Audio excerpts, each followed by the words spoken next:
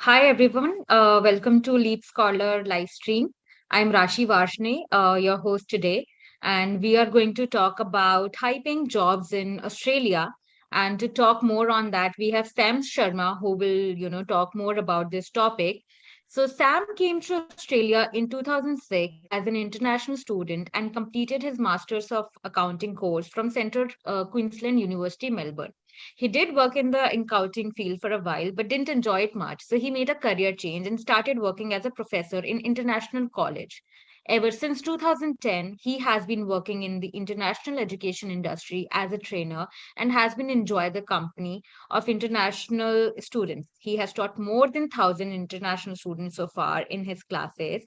He's a self-taught digital marketer and has started his own venture, Overseas Students Australia, in 2017 to help international students learn about study, work, and life in Australia. So we will have Sam to talk more about this. And should we wait for more people to join us and then go ahead with the slides?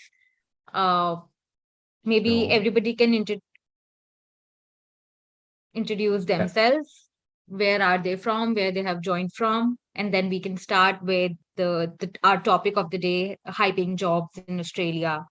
And Sam, who has been in Australia working with students for last 10 years in the same segment, can speak more about this. sure. Yeah, welcome to all the students who are signing in from different parts of the world. I'm pretty sure, some of you might be signing in from Australia. Some of you might be signing in from other cities in India itself. So whichever city you are signing in from, maybe a good idea to just put it in the chat, like, hey, I'm signing in from this city and so on. So it will be lovely to hear from all of you before we kick off. So yeah, we might be able to kick off in next second or so. Rashi, if you want to share your screen. Yes, I'm doing just that.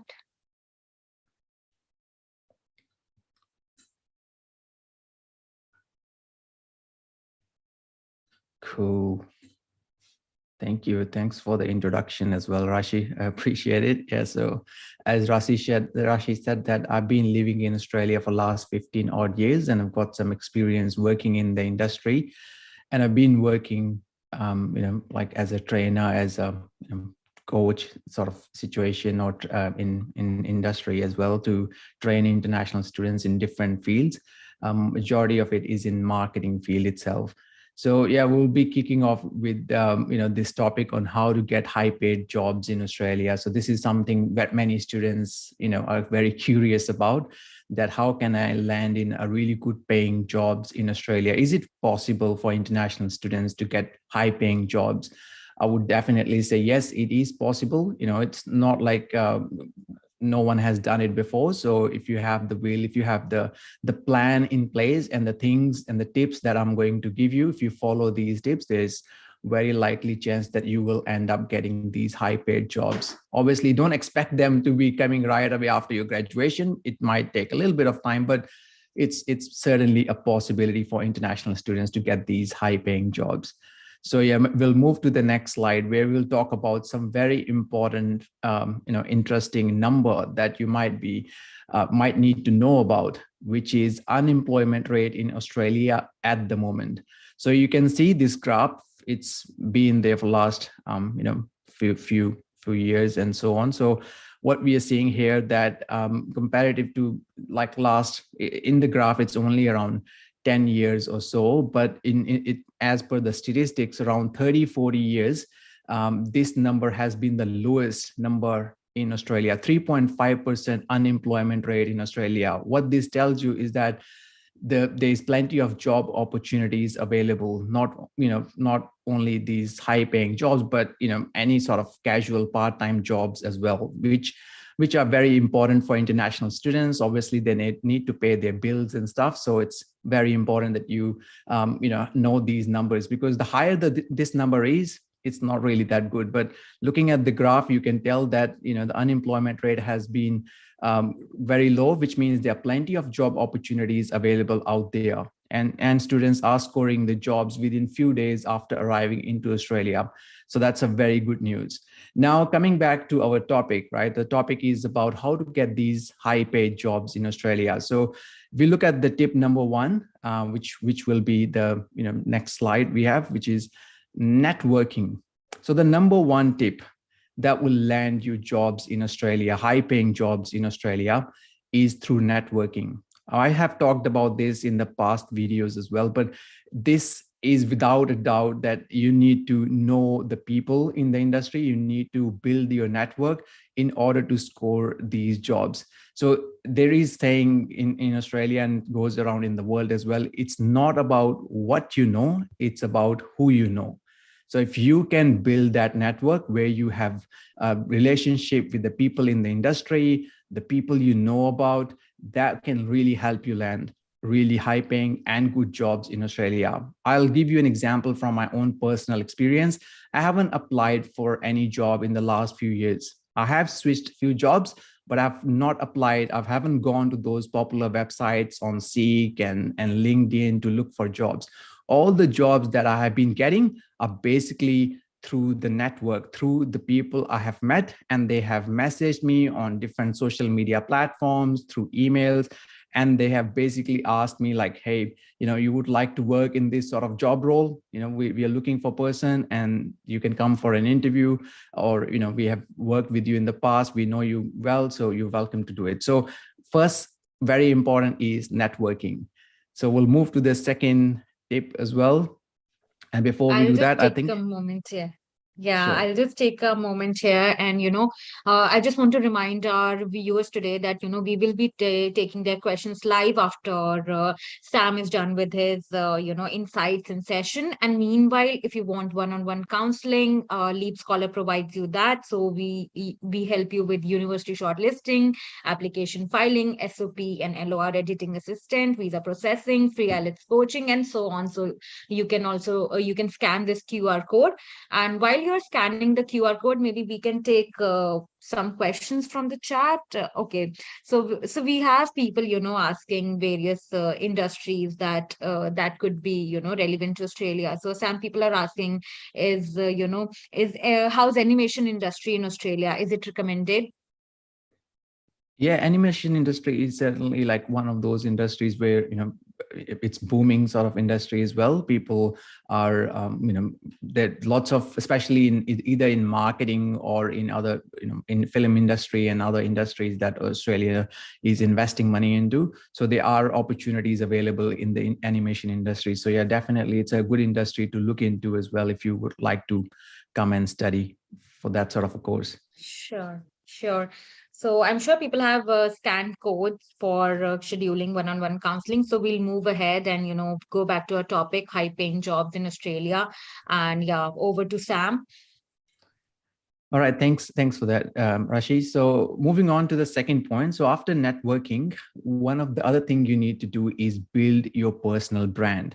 Now, what this means is that like it's not just about getting a degree and just start sending a resume out. It's about these days. It's about building your like brand, where we are either not only just, as I said, a degree, but LinkedIn is one of the key factor that comes into play. So how you present yourself online, how you present yourself on these social media platforms. So creating a profile that that stands out.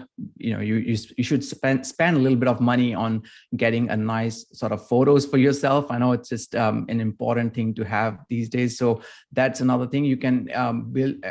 Get your resume and your LinkedIn profile checked from a professional. Also look at investing some money in building your own website and portfolio as well. If you can build that sort of a profile where which you can present to your prospective employers, that this is how I am and this is my sort of expertise in this sort of area, that can really help you. For example, in my own case as well, I'm digital marketer as well in a profession. So as in my profession.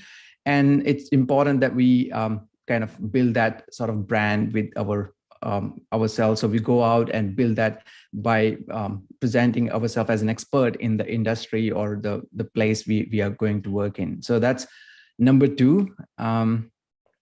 Okay, next slide, if you don't mind moving to Rashi. So Yeah.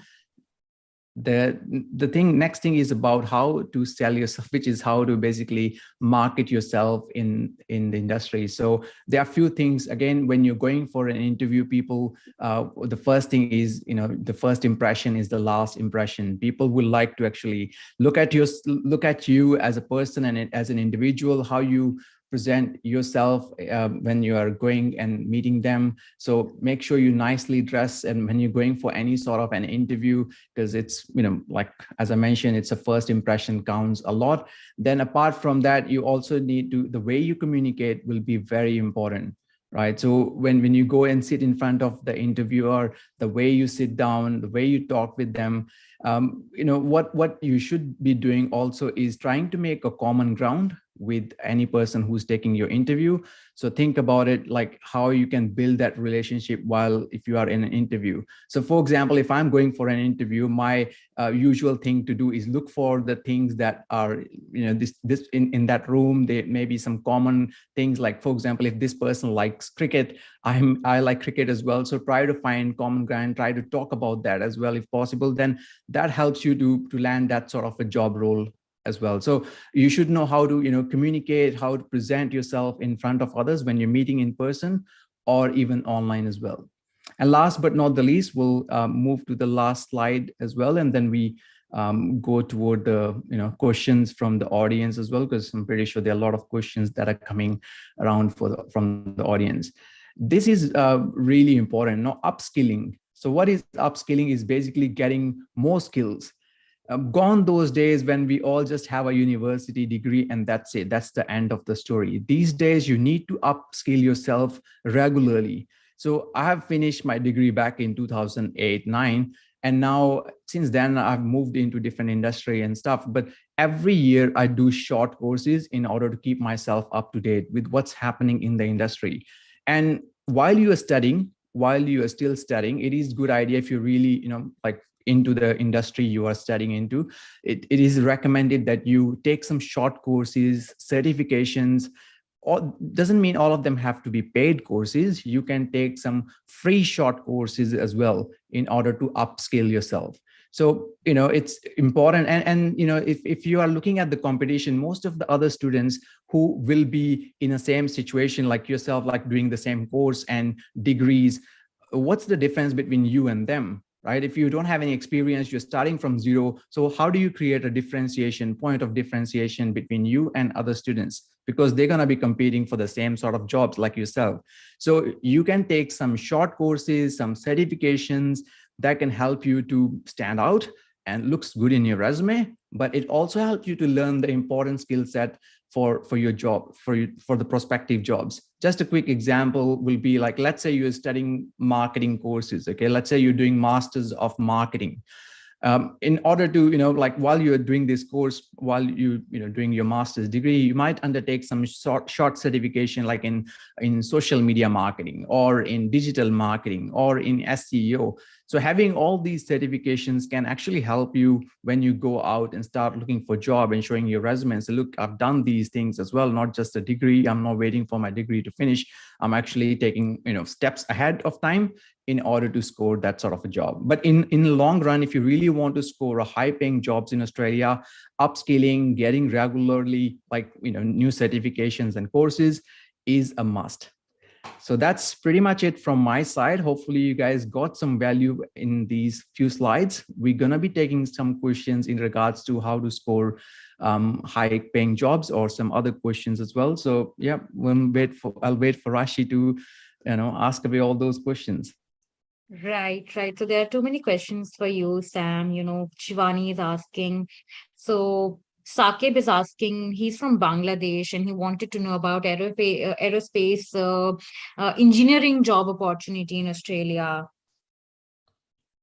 Is aerospace. So one thing I want to suggest to all of the students who are really keen to know a specific industry, because sometimes I may not have the knowledge of each and every industry, but there are some industries that I'm quite familiar with. So for those students who are like, who wants to know what sort of career prospects are there in this sort of industry or pay scales and everything, Australian government has got a really good website as well. It's called joboutlook.gov.au. joboutlook.gov.au.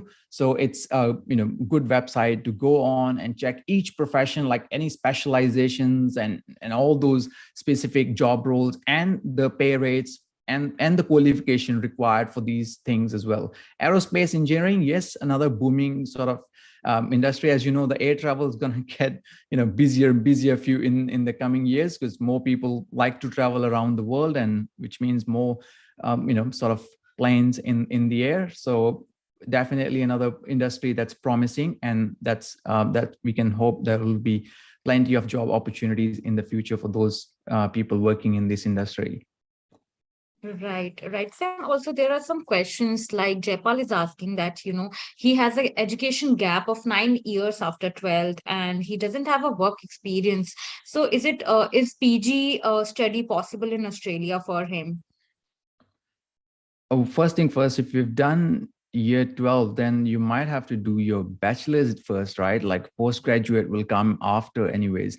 So you'll probably have to, complete your bachelor's. So I'm not sure, you've got obviously education gap there as well. So you must have done something in those years. I think you need to justify with, any proof, any sort of, usually you'll have to have like some sort of a proof where you'll have to tell what was the reason why you did not do anything for the last 9 years, or what you did in those 9 years. You have to kind of prove that to the immigration.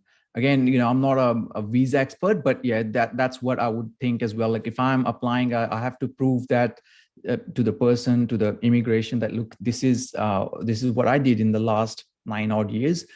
That's why there is a gap in my studies. So think about what sort of reasoning you have. What's the what were you doing in those time, and you have to bring along those things in your application when you're putting application. Right. And Sam, Shivani wants to understand expenses in Australia. She seemed to have some emergency. However, it is not clear that she's saying that she's waiting to go Australia or waiting to I don't know, but yeah, she wants to understand about expenses in Australia. Okay, yeah, I think emergency now. Yeah, so expenses in Australia, like what type of expenses we're looking at. So if I say cost of living, you will be looking at least $1,000 to $1,500 per month for your living expenses. But there will be some, if you are looking at the course, because there are so many different type of expenses you could be making. So your living costs can be, as I said, 1,000 to 1,500, but then you have your qualification course expenses as well that you will have to pay. Plus you have to arrange money for traveling into the country. So I'll give you some examples, right, to make it easier. Let's say you're going to do a master's degree, so you got to pay for your at least one semester fee upfront. It can be anywhere, I'm not sure which qualification, but let's say it will be $20,000 for the first semester, or $15,000 for the first semester. So you have to pay that. And then you have to arrange your, airfares and other traveling expenses into the country, your packing and everything. I would say at least $2,000 for that, Australian dollars. And then we have one more, like living expenses. So that's the main expense you have around each month. You will be paying, with your accommodation, food, traveling in the city, phone, and all these. Estimate around 1,000 to 1,500, depending upon the city that you're coming in as well. All right. And people, so meanwhile, I would like to remind you that, if you are looking for one-to-one counseling, it's free on LeapScholar, and, you can get help with all the help you want. And we are also, just to remind, heads up, we'll take just 5 more questions.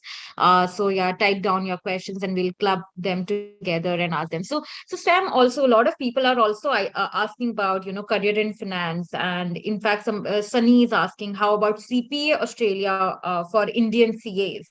What are the scope of jobs in finance sector? Even Jigar is asking, understand about finance sector. So do you have any insights on that? Yes, so finance sector, accounting sector, that's like quite popular in Australia. Many international students actually study in these courses, like accounting and finance courses. and they ask opportunities available right in this. That's why people study. And then as per the immigration's occupation list, so we have this skilled occupation list, it's still there. So it means that there's still a demand for these sort of job roles. So there are people who can, like come into Australia, do their master's degree in accounting, finance. It is competitive. I must say that it is comparatively to IT. So if you compare it to IT is less competitive as compared to finance or accounting. But finance and accounting people can actually, there are a lot of students who study these courses. I studied myself masters in accounting. That's a different story. I didn't like it much. I moved a career and did a career shift to something else, but it is certainly a good industry. First, after completing your degree, a lot of people, I've got friends who've done their CPAs, their CAs in Australia. So for those people who are looking at coming from overseas and they want to do CPA in Australia, there is like a CPA's website. They have some information on how you can convert it from overseas CA to CPA Australia. Obviously, you will have to do some testing and things like that, and may have to do 1 or 2 courses. Like, for example, taxation is going to be different in each country, so you'll have to do certain extra units. But yeah, people have done that as well. Like they've moved into country change or did other courses as well. All right. And Sam, thanks for that. And, Tiasha is asking that she has done hospitality, BSc in hospitality management. So after that, to build a career in marketing, what are the courses available in Australia? Is there job opportunities marketing there? Marketing is such a booming industry. I'm in marketing, so I can definitely talk a lot about marketing. People are really looking for skilled marketers in Australia. So if you have done a bachelor's degree, then you might look for completing master's degree as well. I also teach diploma of social media marketing and diploma of digital marketing in a couple of organizations in Australia, and they are one of the most popular courses. And I can tell you that even just diploma students are actually very practical as well, hands-on practical. Like we do exercises and assessments that are really like hands-on, where you have to create digital marketing plans, social media plans. You have to create posts, you have to post it on social media and things. So they are very popular courses, and many students who are interested in working in the industry, they end up getting jobs in the marketing. So I'm talking about diploma level students. So if you're doing bachelor's and master's, obviously that's next level. So yeah, students are getting jobs. But yeah, if you are interested in marketing, I would say don't wait for coming into Australia. Start taking some short courses, free courses available online. There are plenty of them that you can do. You can certainly look into Google's free digital marketing course and start upskilling from now itself, rather than waiting for you to come into Australia and then start learning these skills. Right, Sam. And that also brings us to the question. Somebody has also asked it in our from audience. Pranjal has asked that, is distance education degree is accepted in Australia? And I think to top that, I would also like to know, if online degrees and online courses are accepted and recognized in India. Yeah, in Australia, yes, as long as you have it's coming from a university that's kind of like legitimate. There is no like issues with the university, because there are sometimes Australian government is very strict in regards to what sort of things they allow and things they don't allow, and they do a very rigid verification. Unfortunately, there were incidents, so I'll talk about that quickly, that there were a few incidents that they caught some of the students coming from Southeast Asian countries. They come on fraudulent documents and stuff. So it's very important that we make sure that the university you're doing the courses from are legit and they are verified and valid. And yeah, they accept those sort of courses as well, where people have done a specific qualifications online or distance, as long as you have got to prove that you have done this. And if you have done it full time, then there shouldn't be any issue. But again, the Australian government may have or sometimes your university may have a specific requirements as well. So so for example, GO8, the top universities in Australia may have these specific requirements, must have been a full-time hands-on study. So check with the university as well, like whichever university you're interested in doing the course, if they have a specific requirements. Right, right. And then we touched upon the topic in between, short. So a lot of people are asking that, tourism industry, and a lot of people are asking nursing industry in Australia. So why don't you probably tell us few sectors that you see are, doing well in Australia, and you see, future is going to, offer high paying jobs in Australia in those sectors. Can you name some sectors that you are seeing as flourishing in Australia? Yeah, there are certainly few sectors. So yeah, you can, again, marketing, I would say if you are a digital marketer, social media marketer, there are high paying jobs at the moment in Australia. So you definitely should consider, looking into those specific fields. Apart from that, IT is a very popular sort of industry. I've got my younger brother, he is in IT at the moment, and he earns more than six-figure salary and with less than 3 years of experience. So you can tell like it's a very booming sort of industry, and people are always on a lookout for these sort of people. So IT is another one. Construction is a big thing. Construction, if you if you are looking, or if you have experience, and if you take the degree in construction itself, it's a big thing. There are obviously different like project managers, construction managers, and so on. So there are different roles in this industry, but they are very well paid jobs in Australia. Then health related courses, nothing beats, people with the doctors. Obviously, we need plenty of them in Australia. Healthcare sector, Australia is, finding it difficult to keep up with the amount of healthcare professionals they need.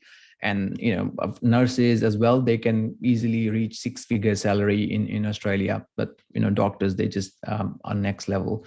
So these are some of the industries that you can, obviously with the finance, you need to have some sort of CPA or CA in order to, reach that six-figure salary if you would like to.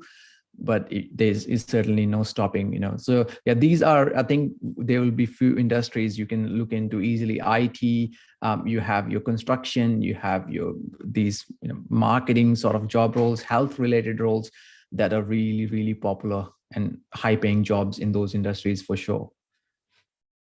Right, right. And some people are also asking, they're asking, what are the trend from India? Okay, one question Shrey is asking that, uh, is career change possible through a master's degree from finance to IT industry? Is that possible? So if you want to do, let's say, a career change from finance to IT, yeah, you'll need to have some sort of like reasoning, because look, I'm not a visa expert, but I can tell you from like the experience that people who have shifted careers, they will have to explain the reasons why they want to shift this career. Yeah, you can do it as long as you have really a will, and you would like to present yourself like, yes, we are that's the reason I'm changing it. There's a specific reason why I'm changing my course from finance to IT, or vice versa. So you have to have a really good reason for changing that course, because in reality you may have the reason, but the person who needs to get satisfied is your visa officer. So make sure you have a good reasoning to explain why you want to change this career. I wouldn't see why you can't, but it's the person who's going to approve your visa will be the most important person to answer that question. Thank you so much, Sam. That was really insightful session for our users. And, I will just remind our users to scan QR code and probably, look to get more personalized information based on their profile. They can go for our free one-on-one counseling with LeapScholar. And we can probably take one last question if we have any. People are asking about visa clarification and, the current situation, but let us stick to the topic. Okay, so one last question we'll take from Vipul, Sam, which is any scope of electrical engineering Australia, and what about career in electrical engineering field? Yes, great question. Electrical engineering, engineering is actually one of the highest paying jobs in Australia. I forgot to mention engineering. There is certainly one of those industries. So yeah, it's a very popular sort of industry. If you would really like to study, I think it's a good sort of course that you can do in order to enhance your skills and to get into that high paying jobs in Australia. just quickly, I know we have to finish that, and we're not visa experts, but I have done a bit of research about visa trends and stuff. So it is a little bit of lag going on at the moment for the students who are applying for the visas, especially from India and so on. So yeah, there's a bit of wait because of the issues we discussed in one of our previous videos on our channel. So yeah, there's a bit of lag, but hopefully that lags clear up soon, as the government is trying to fund more people into the system, and trying to hire more people to get this visa processing done faster for students and other visa holders. All right, sure. Thank you so much, Sam. This was really insightful session for our users, and we will be soon back with more such videos and live streams. Until then, if you want to know more about studying abroad, click on the link below for free counseling session. All right, thanks a lot, everybody, for joining today, and we will bring more sessions like this in the future. Thank you. Thank you, everyone. Bye.